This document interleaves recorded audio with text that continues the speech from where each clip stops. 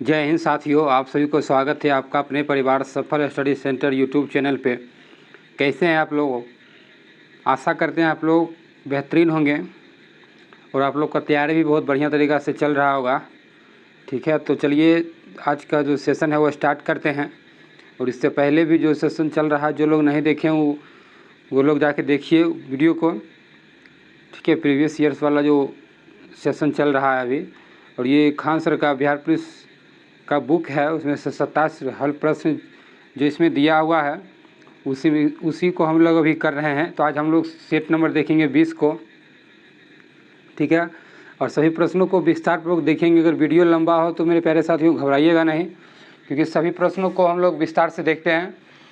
और आज जो हम करेंगे वो देखेंगे बिहार पुलिस कांस्टेबल सेवा परीक्षा में जो 18 सितंबर 2016 को जो पूछा गया था प्रश्न, 1 से लेकर 100 तक के सभी प्रश्नों को देखेंगे और सभी प्रश्नों को हम लोग विस्तार पूर्वक देखते चलेंगे। ठीक है, क्योंकि मेरे भाई देखिए, आपके कंधों पे जो जिम्मेदारियां और आपके शौक़ जो हैं उसको पूरा करने के लिए आपको तो पढ़ना ही पड़ेगा। ठीक है, और पढ़िएगा तभी इस बार वर्दी मिल पाएगा। तो चलिए वीडियो को स्टार्ट करते हैं। देखिए 1 नंबर प्रश्न है। और मेरे भाई, अगर आप इस वीडियो को देख रहे हैं, जो लोग अगर चैनल को सब्सक्राइब नहीं किए हैं तो चैनल को सब्सक्राइब करके वीडियो को लाइक कीजिए और शेयर भी ज़रूर से ज़रूर अपने मित्रों में भी कीजिए, ताकि और भी लोगों को फ़ायदा मिल सके इस वीडियो से, जो लोग बिहार पुलिस का तैयारी कर रहे हैं। और ये सिर्फ बिहार पुलिस के लिए ही नहीं उनके लिए कारगर साबित होगा, बल्कि उन सभी प्रश्न एग्जामों में ये वीडियो आपको महत्वपूर्ण साबित मिलेगा देखने के लिए, जिसमें जीके जिसका विशेष रूप से प्रश्न पूछे जाते हैं। ठीक है, तो चलिए देखिए 1 नंबर क्वेश्चन है। राष्ट्रपति डॉक्टर APJ अब्दुल कलाम की आत्मकथा का शीर्षक क्या है? तो इनका शीर्षक है विंग्स ऑफ फायर। देखिए, डॉक्टर APJ अब्दुल कलाम का पूरा नाम अबुल पाकिर जैनुल आबदीन अब्दुल कलाम है। बहुत सारे लोगों को नहीं पता होगा, मैं इनको नाम बता दिया हूँ। और इनके जैसे इनको भारत के मिसाइल मैन के नाम से भी जाना जाता है। इन्होंने 2002 से लेकर के 2007 तक भारत के राष्ट्रपति के रूप में कार्य किए थे। इनकी आत्मकथा का शीर्षक विंग्स ऑफ फायर था, जो 1999 में प्रकाशित हुआ था। तो इसका आंसर होगा ऑप्शन नंबर डी फॉर दिल मांगे मोर। चलिए अगला क्वेश्चन है, देखिए 2 नंबर क्वेश्चन है। ब्याज दर निर्धारित की जाती है। तो ब्याज दर बैंकों के द्वारा निर्धारित किया जाता है, वाणिज्यिक बैंकों के द्वारा।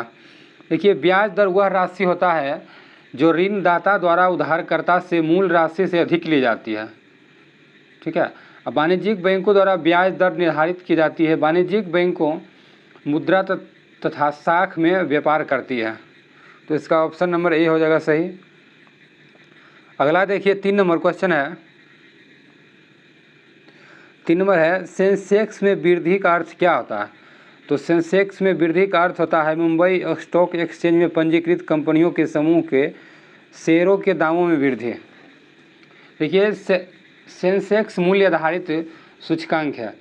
मुंबई स्टॉक एक्सचेंज में पंजीकृत कंपनियों के समूह के शेयरों के दामों में वृद्धि सेंसेक्स में को वृद्धि को दर्शाता है। ठीक है, अगला देखिए 4 नंबर क्वेश्चन है। हाल ही में शुरू की गई थार एक्सप्रेस किन 2 स्टेशनों को जोड़ती है? तो इसका आंसर होगा मुनाबाओ और खोखरापार। थार एक्सप्रेस मुनाबाओ और खोखरापार के बीच चलता है। तो ये थार एक्सप्रेस की शुरुआत 18 फरवरी 2006 को हुआ था। और यह एक अंतर्राष्ट्रीय रेलगाड़ी है जो यह भारत के मुनाबाओ और पाकिस्तान के खोखरापार स्टेशन को जोड़ता है। ठीक है, अगला देखिए 5 नंबर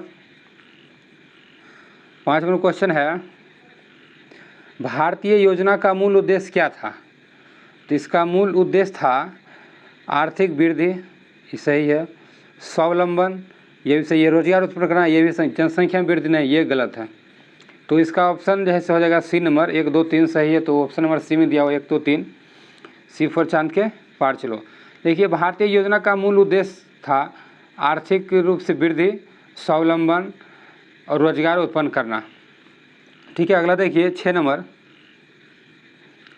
6 नंबर क्वेश्चन है, किसी लिफ्ट में रखे गए भार मापक यंत्र के ऊपर एक 80 किलोग्राम के व्यक्ति खड़ा है। यदि लिफ्ट की तार टूट जाती है तो गिरते हुए लिफ्ट में व्यक्ति का भार कितना होगा? इसका शून्य होगा। गिरते हुए जब लिफ्ट का तार टूट जाता है तो इसका भार बिल्कुल शून्य हो जाता है। ये किसी लिफ्ट में रखे गए भार मापक यंत्र के ऊपर एक 80 किलोग्राम का व्यक्ति खड़ा है। यदि लिफ्ट की तार टूट जाती है तो गिरते हुए लिफ्ट में व्यक्ति का भार शून्य होगा। 7 नंबर क्वेश्चन देखिए। 7 नंबर है, निम्न के कारण उत्पन्न लोगों के अहित के किसी भी मामले में जनहित याचिका का प्रयोग किया जाता है। तो इसका आंसर होगा, देखिए ऑप्शन में है किसी सार्वजनिक कर्तव्यों का भंग होना, ये सही है। कानून का उल्लंघन करना, ये भी सही है। संवैधानिक प्रावधानों का उल्लंघन, बिल्कुल सही। तो हो जाएगा इसमें से, इनमें से सभी, ऑप्शन नंबर डी। देखिए जनहित याचिका वह याचिका होती है जो लोगों के समुदाय के हितों के लिए न्यायालय के दायर की जाती है। किसी सार्वजनिक कर्तव्यों का भंग होना, कानून उल्लंघन करता है, संवैधानिक प्रावधानों का उल्लंघन करना आदि मामलों में जनहित याचिका दायर की जा सकती है। ठीक है, अगला क्वेश्चन देखिए 8 नंबर है। 8 नंबर क्वेश्चन है, किसी माध्यम के वर्तनांक म्यू, निर्वात में प्रकाश की गति c और उसके माध्यम में प्रकाश की गति v के बीच सही संबंध क्या है? तो इसका आंसर होगा म्यू बराबर c/v। देखिए आपतन कोण की जया और अपवर्तन कोण की जया के अनुपात को हम लोग अपवर्तनांक कहते हैं, और माध्यम का अपवर्तनांक बराबर होता है म्यू। म्यू को सूचित करते हैं माध्यम का अपवर्तनांक के लिए।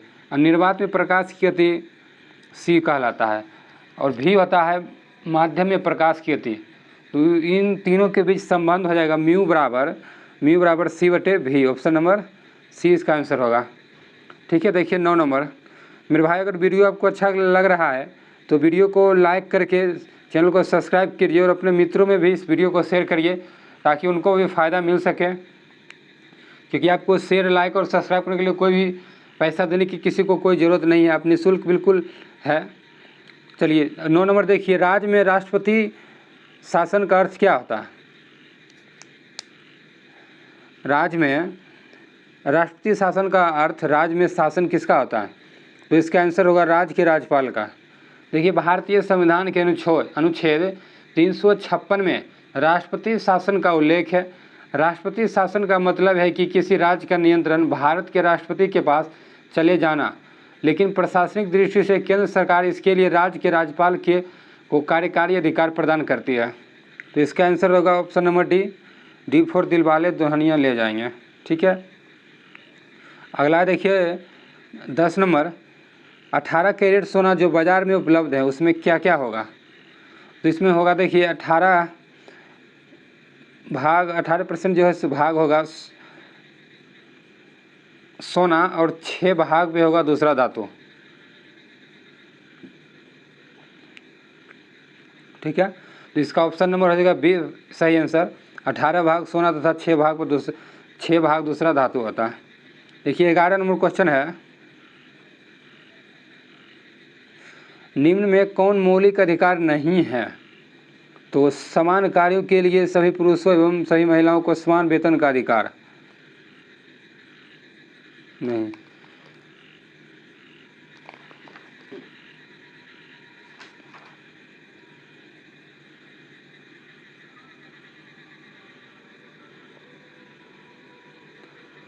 मौलिक अधिकार नहीं है।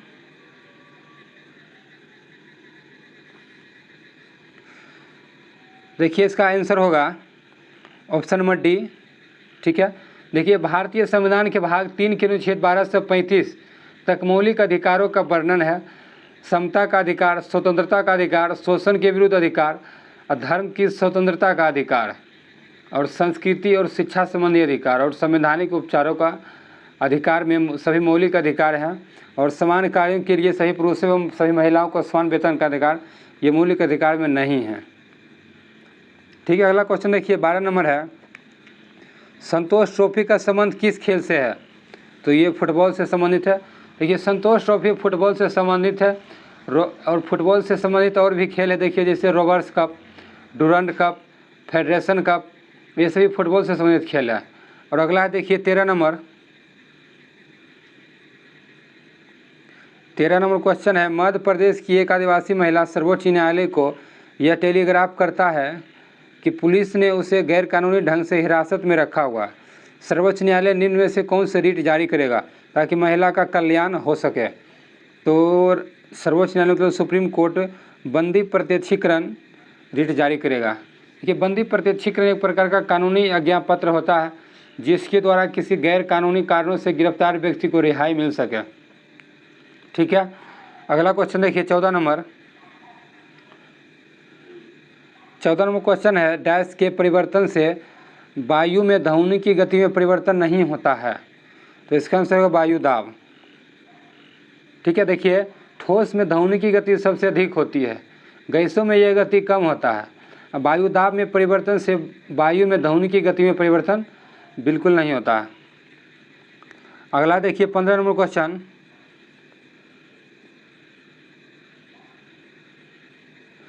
प्रकाशिक तंतु मतलब ऑप्टिकल फाइबर का उपयोग मुख्य रूप से किसके लिए किया जाता है?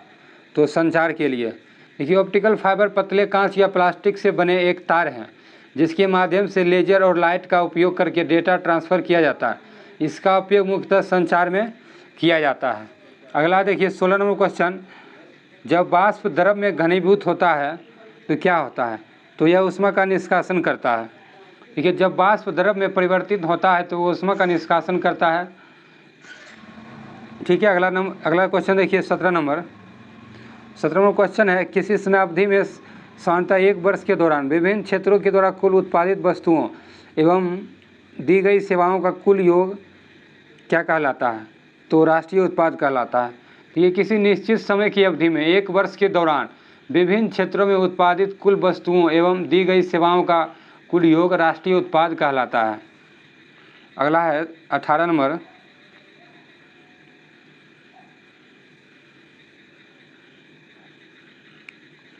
18 नंबर क्वेश्चन है, इसरो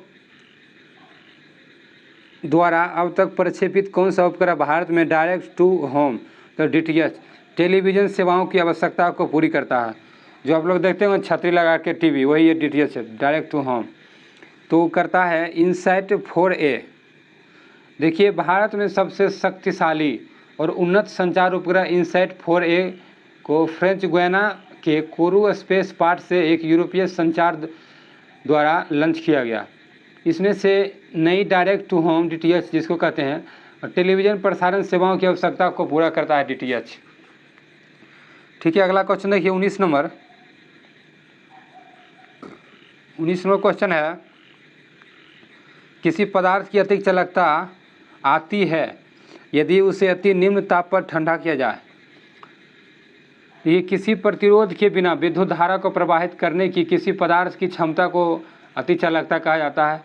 किसी पदार्थ में अति चालकता जब आती है उसे अति निम्न ताप पर ठंडा किया जाता है। ठीक है, और अगला है देखिए 20 नंबर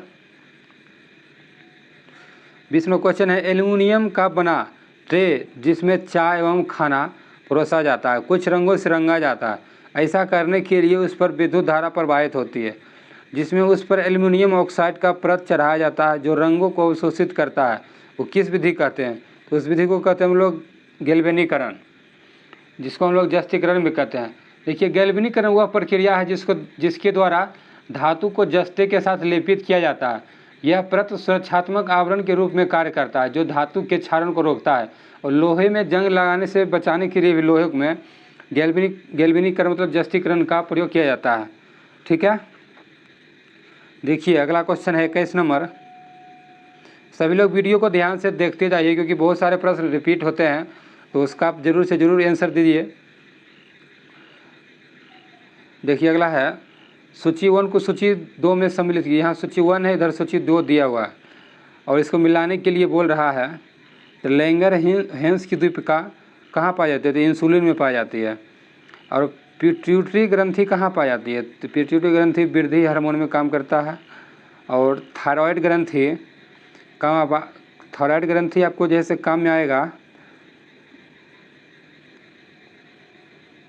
थायराइड ग्रंथि आता है इसमें एपिनेफ्राइन में और एड्रिनल ग्रंथि कैल्सिट्रोन में। ठीक है, देखिए एक बार फिर से हम बता देते हैं। लैंगरहिंस की द्वीपिका में इंसुलिन स्रावित होता है, और पिट्यूटरी ग्रंथि में वृद्धि हार्मोन स्रावित होता है, और थायराइड ग्रंथि में एपिनेफ्राइन स्रावित होता है, और एड्रीनल ग्रंथि में कैल्सिट्रोन हार्मोन स्रावित होता है। ठीक है, तो ये जो ऑप्शन आप देख रहे हैं, और इसका ऑप्शन में आप देखिएगा तो 1 का 4 यहाँ भी है, यहाँ भी है, और 2 का 3 यहाँ भी आगे भी है, और 3 का 2। तो ये ऑप्शन आपका सही होगा, ऑप्शन नंबर बी। ठीक है, ऑप्शन नंबर बी आपका सही होगा। अगला क्वेश्चन देखिए 22 नंबर क्वेश्चन है, परमाणु विस्फोट में काफ़ी अधिक ऊर्जा निकलती है, इसके क्या कारण है? तो इसके दरम्यान का ऊर्जा में रूपांतरण है। ये परमाणु बम मुख्य रूप से नाभिकीय विखंडन अभिक्रिया के सिद्धांत पर आधारित है, इसमें द्रव्यमान का ऊर्जा में रूपांतरण होता है। ठीक है, अगला देखिए 23 नंबर, यदि किसी वस्तु का वेग 3 गुना बढ़ जाए तो इसकी गतिज ऊर्जा कितना गुना बढ़ जाएगा? तो 9 गुना। इसकी गतिज ऊर्जा 9 गुना बढ़ जाएगा। देखिए, यदि किसी वस्तु का वेग 3 गुना बढ़ता है तो इसकी गतिज ऊर्जा 9 गुना बढ़ जाता है। ये गतिज ऊर्जा किसको कहते हैं? देखिए, किसी वस्तु के कारण कार्य करने से जो ऊर्जा उत्पन्न होती है उसे हम लोग गतिज ऊर्जा, उस वस्तु को हम लोग गतिज ऊर्जा कहा जाता है। ठीक है, अगला क्वेश्चन देखिए 24 नंबर, निम्नलिखित में से किस रोग का संबंध गंभीर रूप से सोच एवं याददाश्त को खोने से है? तो आंसर होगा इसका अल्जाइमर रोग, B4 बाहुबली। देखिए, अल्जाइमर रोग मस्तिष्क में होता है। इस रोग से ग्रसित व्यक्ति की सोचने समझने एवं याददाश्त को खो देता है। वैज्ञानिकों का यह मानना है कि अधिकांश लोगों के लिए अल्जाइमर रोग आनुवंशिकी, जीवन शैली और पर्यावरण कारणों के संयोजन के कारण होता है। ठीक है, तो इस अगला है देखिए 25 नंबर, निम्नलिखित में से कौन सा कथन गलत है? तो गलत को आपको ढूंढना है। सूर्य, पवन और बायोगैस गैर परंपरागत ऊर्जा स्रोत है, बिल्कुल सही है। खनिज संसाधनों की पुनः प्रतिष्ठापन नहीं हो पाता है, तो नहीं हो पाता, ये भी सही है। देश के भौगोलिक क्षेत्र का 1/7 हिस्सा बना चाहिए थे, बिल्कुल सही है। परम ऊर्जा का प्रदूषण नहीं फैलता, क्योंकि इसमें ऊर्जा का और दोहन कुछ होता नहीं, तो इसमें प्रदूषण कैसे फैलेगा? तो इसका ऑप्शन नंबर हो जाएगा डी, सही आंसर। देखिए, पारंपरिक ऊर्जा स्रोत पर्यावरण प्रदूषण पैदा नहीं करता, क्योंकि इसमें किसी प्रकार का ईंधन का दहन नहीं होता है। इसके प्रमुख स्रोत सौर, भूतापीय और पवन ऊर्जा होता है, ये सब। अगला देखिए 26 नंबर क्वेश्चन है, फलों के रस के परिरक्षण के लिए किस रसायन का प्रयोग किया जाता है? तो सोडियम हाइड्रोक्साइड। क्या फलों के रस के परिरक्षण के लिए सोडियम बेंजोएट रसायन का प्रयोग किया जाता है? सोडियम बेंजोएट होगा इसका answer, sodium benzoate, option number B. ठीक है, फलों के रस के परीक्षण के लिए सोडियम बेंजोएट का प्रयोग किया जाता है। ठीक है, और 27वां क्वेश्चन देखिए, 27वां क्वेश्चन है,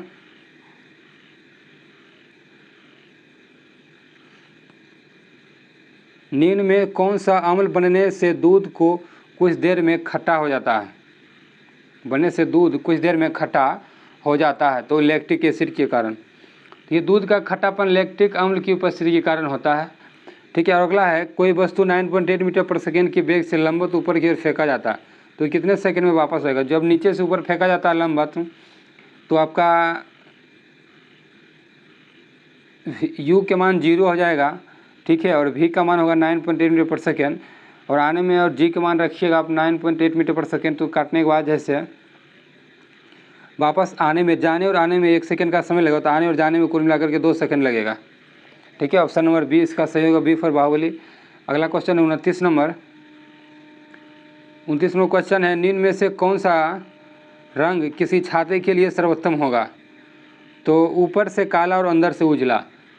छाते जो है से गर्मी के दिन में बहुत ही बढ़िया होता है आपके लिए। देखिए, छाते के लिए सर्वोत्तम रंग ऊपर से काला तथा अंदर से उजला होना चाहिए। ठीक है, 30वां क्वेश्चन देखिए,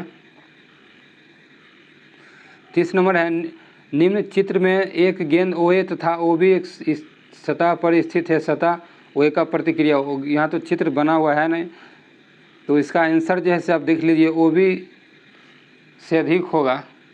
ठीक है, अगला 31 नंबर, दूरदृष्टि वाली आँखों में क्या होता है? तो रेटिना के पीछे और प्रकाश किरणें अभिसारित होता है कि दूरदृष्टि दोष के कारण आँख के लेंस की फोकस दूरी बढ़ जाता है और इस वजह से आँख के लेंस की अभिसारी क्षमता कम हो जाता है। ठीक है, अगला क्वेश्चन देखिए 33 नंबर क्वेश्चन है, सॉरी 32 नंबर क्वेश्चन क्या दिया हुआ है। तो 32 नंबर क्वेश्चन आपका है लाइफ लाइन एक्सप्रेस क्या है। देखिए लाइफ लाइन एक्सप्रेस जो है सर भारत में कार्यरत रेल पर प्रथम हॉस्पिटल है। देखिए जुलाई 1991 में जीवन रेखा एक्सप्रेस की शुरुआत हुई थी। पहली बार वर्तमान में लाइफ लाइन एक्सप्रेस है। यह विश्व की पहली हॉस्पिटल ट्रेन है जो कि देश के दूर दराज इलाकों तक जाती है और ज़रूरतमंद लोगों को मुफ्त में इलाज करती है। तो इसका आंसर हो जाएगा ऑप्शन नंबर ए फॉर आओ कभी हवेली पे ट्रेन से। ठीक, लाइफ लाइन एक्सप्रेस से। अगला क्वेश्चन देखिए 33 नंबर, यूरेनियम का कौन सा आइसोटॉप न्यूक्लियर रिएक्टर में होने वाले श्रृंखला प्रतिक्रिया को जारी रखने में की क्षमता रखता है। तो इसका आंसर हो यूरेनियम 235। देखिए यूरेनियम 235 का उपयोग परमाणु ऊर्जा संयंत्र में विद्युत उत्पादन के लिए किया जाता है। ठीक है, अगला क्वेश्चन देखिए 34वां क्वेश्चन है, मॉडम एक हार्डवेयर युक्त है जो अंतरापृष्ठ है। तो ये टेलीफोन लाइन एवं कंप्यूटर यंत्र से है। यह मॉडम एक प्रकार का हार्डवेयर डिवाइस है जिसका कार्य कंप्यूटर को केबल या टेलीफोन के माध्यम से डेटा भेजने के लिए किया जाता है। ठीक है, अगला क्वेश्चन देखिए 35 में, कंप्यूटर का प्रसारण वेग मापा जाता है। तो मेगाबाइट में, कंप्यूटर का प्रसारण मेगाबाइट में मापा जाता है। मेगाबाइट को हम लोग एमबी में से सूचित करते हैं, एमबी। ठीक है, देखिए मेगाबाइट डिजिटल कंप्यूटर या मीडिया स्टोरेज पर लागू डेटा मापक इकाई है। अगला 36 नंबर, खाली स्थान कंप्यूटर सॉफ्टवेयर का एक उदाहरण है। तो माइक्रोसॉफ्ट ऑफिस एक कंप्यूटर सॉफ्टवेयर का उदाहरण है। देखिए माइक्रोसॉफ्ट एक प्रकार का सॉफ्टवेयर है जिसके अंतर्गत अलग अलग प्रकार के कंप्यूटर सॉफ्टवेयर आते हैं, जैसे Microsoft Office, Excel, Word, Access, PowerPoint, ये सब आते हैं माइक्रोसॉफ्ट ऑफिस के अंदर। ठीक है, तो अगला क्वेश्चन देखिए 37 नंबर क्वेश्चन है, विटामिन के की कमी के परिणाम स्वरूप हो सकती है कौन सा रोग। तो शल्य क्रिया के उपरांत रक्तस्राव। देखिए विटामिन ए की कमी से रतौंधी होता है, विटामिन बी की कमी से बेरी रोग होता है, विटामिन सी की कमी से स्कर्वी रोग होता है, विटामिन डी की कमी से रिकेट्स होता है, विटामिन ई की कमी से जनन शक्ति में कमी आता है और विटामिन के की कमी से रक्त का थक्का ना बनने वाले नामक रोग होता है। ठीक है, तो अगला क्वेश्चन देखिए 38 नंबर, पृथ्वी की सतह से तुल्यकाली उपग्रह की ऊंचाई कितना होता है। तो इसका आंसर होगा 36,000 किलोमीटर।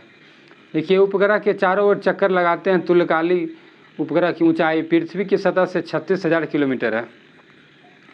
ठीक है, अगला देखिए 39वां क्वेश्चन है, सिराजुद्दौला की हार किस युद्ध में हुआ था। तो इसका आंसर होगा प्लासी के युद्ध में। देखिए पश्चिम बंगाल के नदिया जिले के प्लासी नामक स्थान पर बंगाल के शासक सिराजुद्दौला और अंग्रेज के मध्य 1757 ईस्वी में प्लासी का युद्ध हुआ था। अंग्रेजी सेना का नेतृत्व रॉबर्ट क्लाइव ने किया। इस युद्ध में सिराजुद्दौला मारे गए और अंग्रेजी जैसे विजय रहा। ठीक है, तो इसका आंसर होगा ऑप्शन नंबर सी। अगला क्वेश्चन है 40 नंबर, भारत के लिए सबसे पूर्वोत्तर भाग तक कौन सा राज्य विस्तारित है।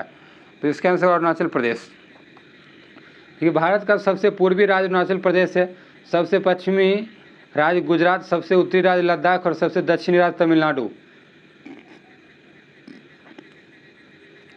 ठीक है, अगला क्वेश्चन देखिए 41 नंबर, निम्नलिखित में से किस देश में क्रिसमस का त्यौहार ग्रीष्म ऋतु में मनाया जाता है। तो इसका आंसर होगा ऑस्ट्रेलिया। देखिए जीसस क्रिस्ट का जन्म जैसे 25 दिसंबर के दिन हुआ था और इसीलिए हर साल 25 दिसंबर को ही हम लोग क्रिसमस डे के रूप में मनाते हैं और ऑस्ट्रेलिया में यह त्यौहार ग्रीष्म ऋतु में मनाया जाता है। ठीक है, और अगला क्वेश्चन देखिए 42वां क्वेश्चन है, सलाल जल विद्युत परियोजना कौन सी नदी पर स्थित है। तो चिनाब नदी पर। देखिए चिनाब नदी पर स्थित सलाल जल विद्युत परियोजना भारत की एक नदी घाटी परियोजना है। इसकी शुरुआत 1961 ईस्वी में की गई थी। अगला क्वेश्चन देखिए 43 नंबर, भारत सरकार ने 1919 की सबसे महत्वपूर्ण बात जो उस अधिनियम प्रारंभ की गई थी वह कौन सा है? तो द्वैध शासन। देखिए, भारत शासन अधिनियम 1919 को मोंटेग्यू जेम्सफोर्ड योजना के नाम से भी जाना जाता है, ठीक है। और इस अधिनियम में प्रांतों में द्वैध शासन की शुरुआत की गई थी, ठीक है। अगला क्वेश्चन देखिए 44 नंबर, निम्न में कौन सी पर्वत श्रृंखला मात्र एक ही राज्य में फैला हुआ है? तो अजंता। ये अजंता एक ऐसी पर्वत श्रृंखला है जो एक ही राज्य में फैली हुई है और यह महाराष्ट्र राज्य के औरंगाबाद जिले में है। अगला है 45 नंबर, सिंधु घाटी सभ्यता की मुख्य विशेषता क्या है? तो नगर योजना। सिंधु घाटी सभ्यता की हड़प्पा सभ्यता के नाम से भी जाना जाता है। यह आदि ऐतिहासिक काल और कांस्य युगीन सभ्यता है। इस सभ्यता का प्रमुख विशेषता नगर योजना है, ठीक है। अगला क्वेश्चन देखिए 46 नंबर क्वेश्चन है, निम्न में कौन सुमेलित नहीं है? तो कौन सुमेलित नहीं है? तो अलवाय खाद के लिए है, अंकलेश्वर कच्चा तेल के लिए है, नोबेल ये नहीं है, ये गलती है। नेपानगर बिल्कुल है जो कागज़ अखबारी कागज़ के लिए प्रसिद्ध है। तो इसका आंसर हो जाएगा ऑप्शन नंबर बी। कौन नहीं पूछ रहा तो ऑप्शन नंबर बी इसका सही आंसर होगा। देखिए, तमिलनाडु के नवेली में लिग्नाइट कोयले का प्रमुख भंडार है और अलवाय नामक स्थान खाद के लिए है। अंकलेश्वर स्थान गुजरात में पड़ता है जो कच्चे तेल के लिए, और नेपानगर अखबार कागज़ के लिए प्रसिद्ध है, ठीक है।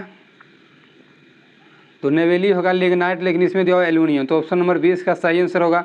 47 नंबर क्वेश्चन है, किसी स्थान का अक्षांश किसका सूचक होता है? तो तापक्रम का सूचक होता है। किसी स्थान का अक्षांश तापक्रम का सूचक होता है। देखिए, भूमध्य रेखा से किसी भी स्थान की उत्तरी अथवा दक्षिणी ध्रुव की ओर की कोणीय दूरी का नाम अक्षांश कहलाता है। किसी स्थान का अक्षांश इसके तापक्रम का सूचक होता है, ठीक है। तो अगला नंबर 48 नंबर क्वेश्चन देखिए, भारतीय स्वतंत्रता का तिरंगा ध्वज पहली बार कब फहराया गया था? तो पहली बार फहराया गया था रावी नदी के तट पर 30 दिसंबर 1929 की मध्य रात्रि में, ठीक है। देखिए, 1929 में कांग्रेस के लाहौर अधिवेशन की अध्यक्षता जवाहरलाल नेहरू ने किए थे। इसी दौरान भारत के तिरंगा ध्वज पहली बार रावी नदी के तट पर 31 दिसंबर 1929 के मध्यरात्रि में फहराया गया था, ठीक है। अगला क्वेश्चन देखिए 49वां क्वेश्चन है, हम लोग अर्ध शतक के करीब है।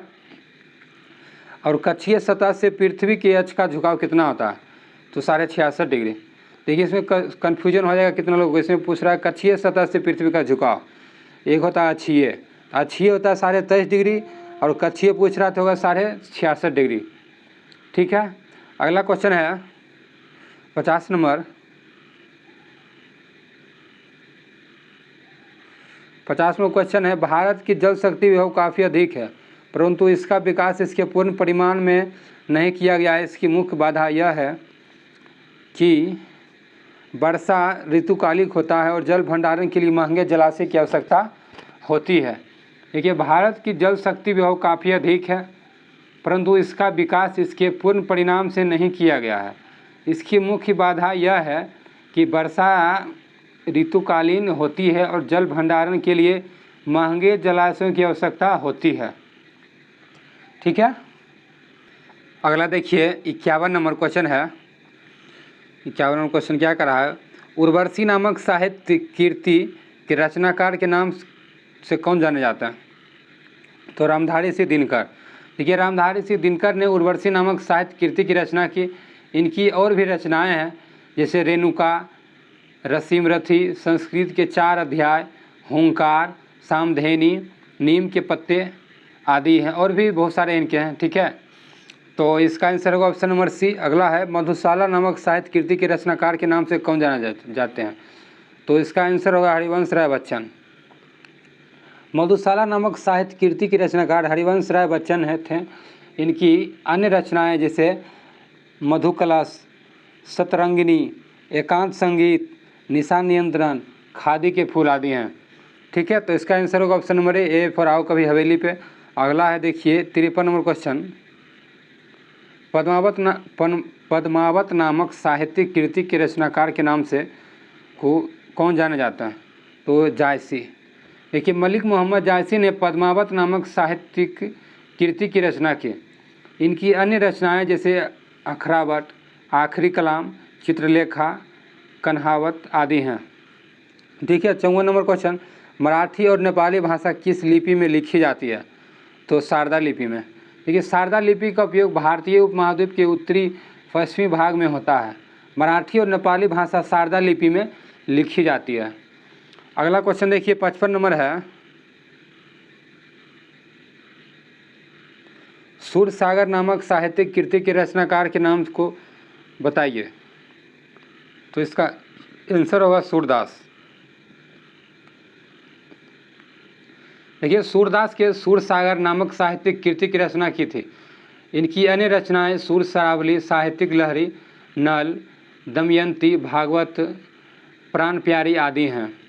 ठीक है, अगला क्वेश्चन देखिए, पायो जी मैंने राम धन पायो पंक्ति किसने लिखी है? तो ऑप्शन नंबर है सी इसका मीराबाई। देखिए पायो जी मैंने राम रतन धन पायो, यहाँ प्रेम रतन धन पायो नहीं है, पायो जी मैंने राम रतन धन पायो है नामक पंक्ति मीराबाई के द्वारा लिखी गई। मीराबाई कृष्ण भक्ति के थे। अगला है 57 नंबर, निम्नलिखित में से किस भारतीय को साहित्य का नोबेल पुरस्कार मिला है? तो रविन्द्रनाथ टैगोर जी को मिला है साहित्य का नोबेल पुरस्कार। देखिए रविन्द्रनाथ टैगोर कवि, साहित्यकार और दार्शनिक थे। इन्हें गुरुदेव के नाम से भी जाना जाता है। इन्हें भारतीय साहित्य में नोबेल पुरस्कार मिला है। ठीक है, अगला क्वेश्चन देखिए 58 नंबर क्वेश्चन है, भारत का राष्ट्रीय गीत क्या है? तो भारत का राष्ट्रीय गीत है वंदे मातरम, और राष्ट्रीय गान पूछेगा तो बताएंगे जन गण मन। देखिए भारत का राष्ट्रीय गीत बंकिम चंद्र चट्टोपाध्याय ने संस्कृत बांग्ला मिश्रित भाषा में लिखा है। भारत का राष्ट्रीय गीत वंदे मातरम और भारत का राष्ट्रीय गीत जन गण मन अधिनायक जय है भारत भाग्य विधाता, इसकी रचना रविन्द्रनाथ टैगोर ने किए थे। ठीक है, अगला क्वेश्चन देखिए 59 में, भारत का राष्ट्रीय गान की रचयिता कौन है? तो रविन्द्रनाथ टैगोर भी जस्ट हम बताएं। और देखिए 60 नंबर क्वेश्चन है, अध्यापक दिवस किसकी स्मृति में मनाया जाता है? और अध्यापक दिवस जैसे डॉक्टर सर्वपल्ली राधाकृष्णन जी के जन्मदिन पे मनाया जाता है। इसका आंसर होगा ऑप्शन नंबर ए फॉर आओ कभी हवेली पे। ए फॉर आओ चलिए 5 सितंबर मनाते हैं। ठीक है, तो आज भी 5 सितंबर है, आज बहुत ही खुशी का दिन है। देखिए सर्वपल्ली राधाकृष्णन जैसे भारत के प्रथम उपराष्ट्रपति और द्वितीय राष्ट्रपति रहे। इनका जन्म 5 सितंबर 1888 को हुआ था। और इनके याद में के जन्म दिवस से प्रत्येक दिन हम लोग 5 सितंबर को शिक्षक दिवस के रूप में मनाते हैं, जो आज ही के दिन है, बहुत ही खास दिन है। देखिए आज ही का दिन है और आज ही ये प्रश्न आया है। ठीक है, तो बहुत अच्छा लगता है मेरे भाइयों, ऐसे में इसको भूलिएगा मत, ऐसे सभी लोग जानते ही होंगे। अगला देखिए 61 नंबर, एक व्यक्ति एक वर्गाकार खेत के कर्ण के अनुदिश 14 मीटर पार करता है, वर्ग का क्षेत्रफल क्या होगा? देखिए वर्ग का क्षेत्रफल अगर इसमें विकर्ण दिया हुआ है तो सब फार्मूला लगाइएगा आप, 1/2 गुने D1 गुने D2, 1/2 गुने D1 जो हुआ 14 और गुना 14, तो काटिएगा तो 7 में 64 98। तो ऑप्शन नंबर इसका सी आंसर सही हो जाएगा। ठीक है, अगला क्वेश्चन देखिए 62 नंबर क्वेश्चन है, tan theta plus sec theta का होल स्क्वायर किसके बराबर है? देखिए tan थीटा को तोड़िएगा तो आएगा sin थीटा बटे cos theta plus sec theta को 1/cos थीटा में तोड़िएगा तो होल स्क्वायर है, तो होल स्क्वायर कर दीजिएगा। ठीक है, तो यहाँ आ जाएगा cos स्क्वायर कौन हो जाएगा sin theta plus 1/cos theta. ठीक है, तो अब इसका स्क्वायर करिएगा तो तोड़िएगा तो आ जाएगा आपको 1 प्लस साइन थीटा बट्टे में आ जाएगा 1 माइनस साइन थीटा। तो इसका ऑप्शन नंबर सी आंसर सही होगा। ठीक है, तो अगला क्वेश्चन देखिए 63 नंबर क्वेश्चन है, tan 30 degree plus tan 45 degree minus cos 60 degree का मान क्या होगा? तो इसका मान रखिए आप, खरे आंसर आ जाएगा। देखिए tan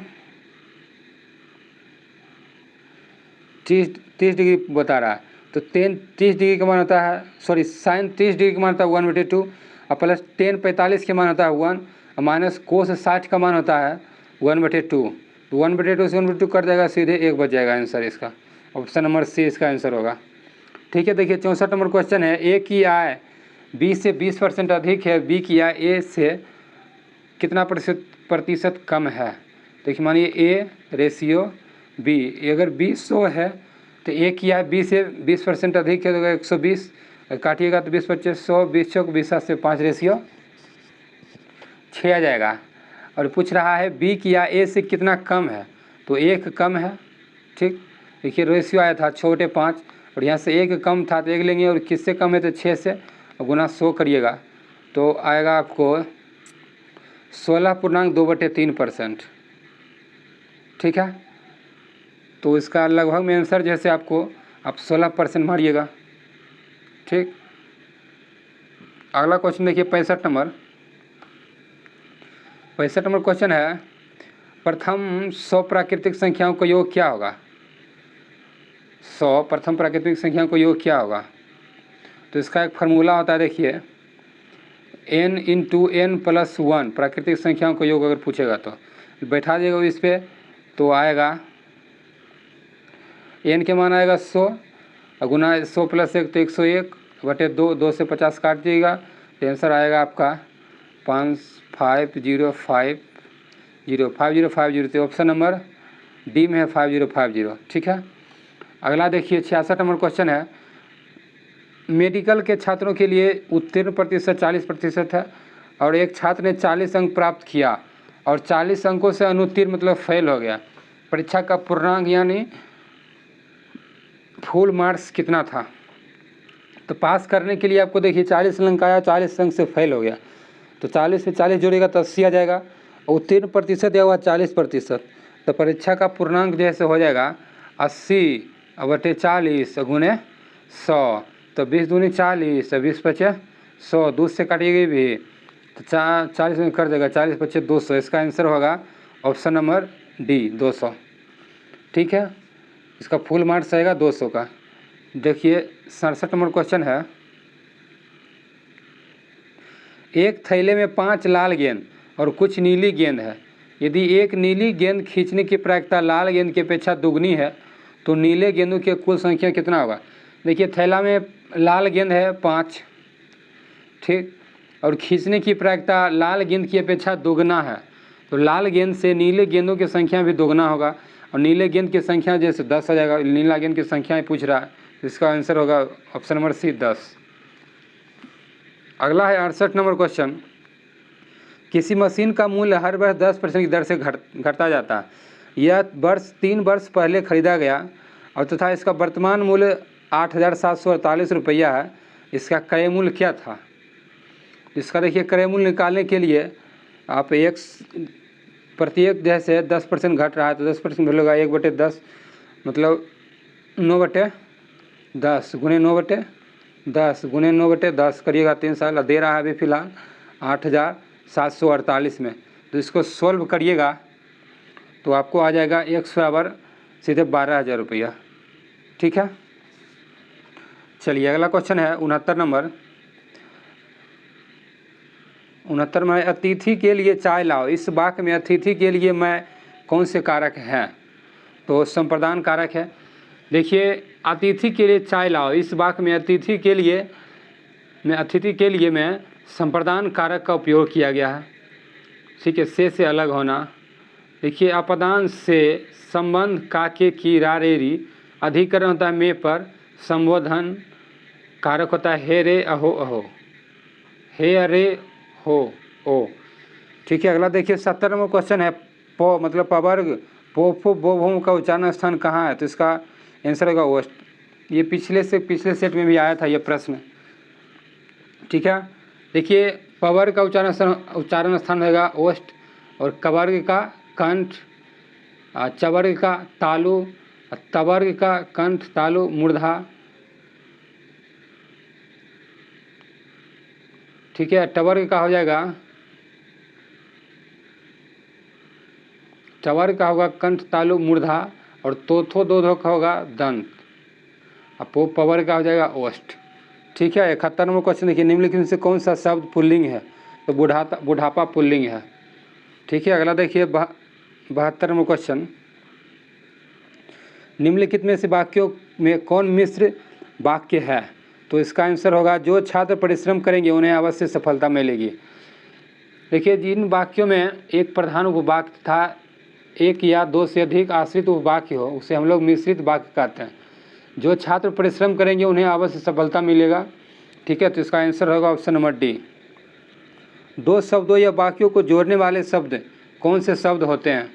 तो इसका आंसर होगा समुच्चयवाचक। ये दो शब्दों या वाक्यों को जोड़ने वाला शब्द समुच्चयबोधक शब्द कहलाता है। समुच्चयबोधक शब्द को योजक भी कहा जाता है। तब और वरना, किंतु, परंतु, इसलिए, बल्कि, ताकि, क्योंकि अति शब्द समुच्चय बोधक है। ठीक है, अगला देखिए 74 नंबर, निम्नलिखित शब्दों में कौन शुद्ध शब्द है? तो शुद्ध शब्द है स्मरण। इसमें से स्मरण शुद्ध शब्द है, बाकी सब वो शुद्ध शब्द है। 75 नंबर है, ओ ई उ को क्या कहा जाता है? तो इसे हम लोग हर्ष स्वर वर्ण कहते हैं। देखिए ओ ई उ को हर्ष स्वर कहते हैं। जिन स्वरों के उच्चारण में कम समय लगे उसे हम लोग हर्ष स्वर कहते हैं। 76 में देखिए, क्या औ स्वर्ण ध्वनि आ और ओ के बीच की ध्वनि है? तो बिल्कुल नहीं है। आ स्वर ध्वनि आ और ओ के बीच की ध्वनि नहीं है। ठीक है, भाषा में अभिव्यक्ति के कितने रूप हैं? तो भाषा में अभिव्यक्ति के दो रूप हैं। कौन कौन से दो रूप है? देखिए, एक मौखिक होता है और एक लिखित होता है। ठीक है, अगला देखिए 78 नंबर, कोई शब्द जब तक किसी वाक्य की अंश नहीं बताता है तब तक शब्द रहता है। जब उस वाक्य में प्रयुक्त हो जाता है तो उसे क्या कहते हैं? तो उसे हम लोग कहते हैं पद। देखिए, कोई शब्द जब किसी वाक्य का अंश नहीं बन पाता तब तक शब्द रहता है। जब उस वाक्य में प्रयुक्त हो जाता है तो उसे पद कहते हैं। ठीक है, अगला क्वेश्चन देखिए, अगला है 79 नंबर क्वेश्चन, अर्थ के आधार पर वाक्य का निम्नलिखित में से कौन सा नहीं है? तो अर्थ के आधार पर, तो प्रश्न बोधक अज्ञार्थक नहीं है। देखिए, अर्थ के आधार पर वाक्य 8 प्रकार के होते हैं, जो विधानवाचक वाक्य हैं, निषेधवाचक वाक्य हैं, प्रश्नवाचक वाक्य हैं, विस्मयादि बोधक वाक्य हैं, आज्ञावाचक वाक्य हैं, इच्छावाचक वाक्य हैं, संदेहवाचक वाक्य हैं और संकेतवाचक वाक्य हैं। तो इसका आंसर होगा ऑप्शन नंबर सी। अगला है 80 नंबर, वस्तुओं को विशेषता बताने वाले शब्दों को किस नाम से जाना जाता है? तो इसको देखिए, इसका तो आंसर होगा,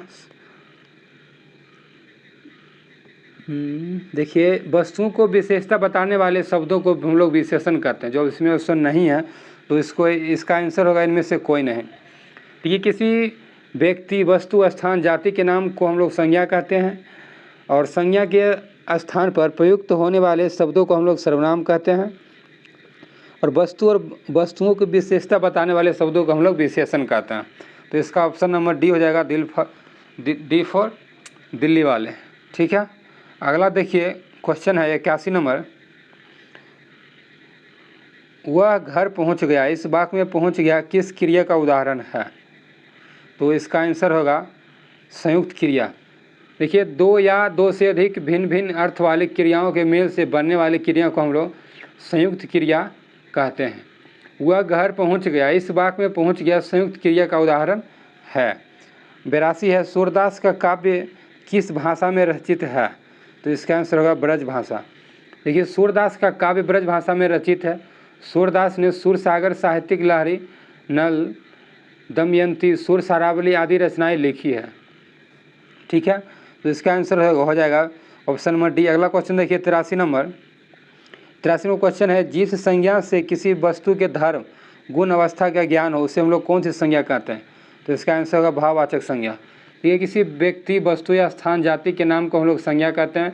जिस संज्ञा से किसी वस्तु के धर्म, गुण, अवस्था का ज्ञान हो उसे हम लोग भाववाचक संज्ञा कहते हैं। अगला है चौराहा किस तरह का समासिक शब्द है? तो इसका आंसर होगा दिंगु। देखिए, चौराहा में दिंगु समास है। दिंगु समास में प्रथम पद संख्यावाचक होता है। चौराहा का अर्थ होता है 4 राहों का समूह। ठीक है, अगला देखिए 85 नंबर क्वेश्चन है, राम ने कहा कि मैं कल नहीं आऊँगा, इस वाक्य में मैं कल नहीं आऊँगा क्या है? तो इसका आंसर हो जाएगा प्रधान उपवाक्य है। देखिए, राम ने कहा मैं कल नहीं आ पाऊँगा, वाक्य में मैं कल नहीं आऊँगा प्रधान उपवाक्य है। प्रधान उपवाक्य वह होता है जिसकी क्रिया मुख्य होती है। ठीक है, तो इसका आंसर होगा ऑप्शन नंबर ए।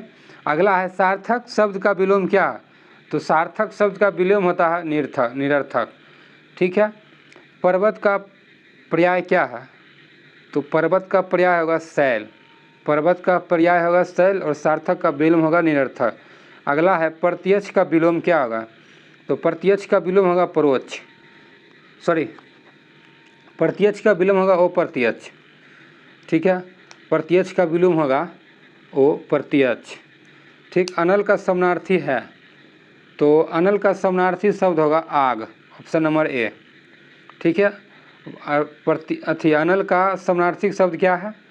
तो अनल का समानार्थी शब्द होगा आग, ऑप्शन नंबर ए। अगला है बचपन, शैशव, देवदत्त, मित्रता, अहंकार, श्वेत, ये शब्द कौन सी संज्ञाएं हैं? तो ये सब आपके भाववाचक संज्ञा हैं। देखिए, भाववाचक संज्ञा किसे कहते हैं? वह संज्ञा जिसमें अवस्था, गुण, दोष, भाव या दशा, धर्म आदि का बोध हो, भाववाचक संज्ञा कहलाता है। जैसे बचपन, शैशव, देवदत्त, मित्रता, अहंकार, बुढ़ापा, श्वेत आदि शब्दों को हम लोग भाववाचक संज्ञा कहते हैं। ठीक है, अगला देखिए 91 नंबर क्वेश्चन है,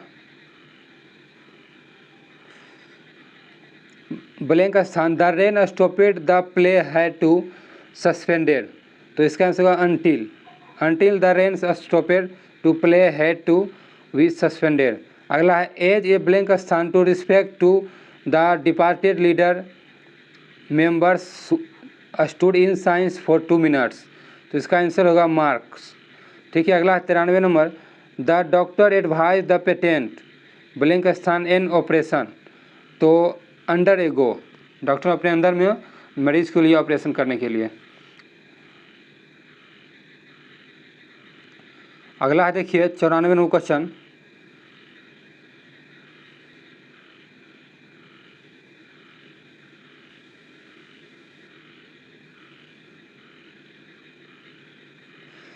राकेश इज श्योर ब्लैंक स्थान getting the first class in the coming examination. तो इसका आंसर होगा ऑफ, राकेश इज है sure of getting a first class in the coming examination. ठीक है, अगला है 95, the child is no at all please blank स्थान हर न्यू टॉय। इसका आंसर होगा विथ। ठीक है, 96 नंबर क्वेश्चन देखिए, one which can not be corrected के लिए शब्द होगा तो इनकोरिजेबल। ठीक है, 97 का देखिए अगला है, सेंसिटिव का विलोम क्या होगा? तो सेंसिटिव का विलोम होगा केलुअस होगा, सेंसिटिव का विलोम केलुअस। 98 नंबर, डिफेंस का विलोम शब्द ऑफेंस। अगला है एक्यूर के लिए समानार्थिक शब्द क्या है? तो इसका होगा ग्रो, ऑप्शन नंबर ए। अगला है एक्यूट के लिए समानार्थक शब्द क्या होगा? तो यह सर्व, एक्यूट के लिए समानार्थक शब्द होगा सर्व। तो मेरे भाई 1 से लेकर 100 तक के प्रश्नों को हम लोग देख चुके हैं और आज का वीडियो यहीं पे समाप्त करते हैं। और आप वीडियो को ज़रूर से ज़रूर पूरा देखिए, क्योंकि बहुत सारे जो है परीक्षा में जो प्रश्न आते हैं तो आपको हम जो बताते हैं विस्तारपूर्वक प्रश्नों को उसमें से आएंगे, और जो क्वेश्चन दिया हुआ है क्वेश्चन बैंक से भी प्रश्न आते हैं, तो ज़रूर से इसे पूरा ध्यानपूर्वक देखिए। ठीक है, चलिए हम फिर मिलते हैं आपसे हम अगले वीडियो में। और जो मेरे भाई नए हैं चैनल पे तो लोग सब्सक्राइब कीजिए और वीडियो को लाइक करके शेयर भी ज़रूर से ज़रूर कीजिए। ठीक है, तो चलिए आपसे हम मिलते हैं फिर अगले वीडियो में। धन्यवाद, आज के लिए इतना ही। जय हिंद।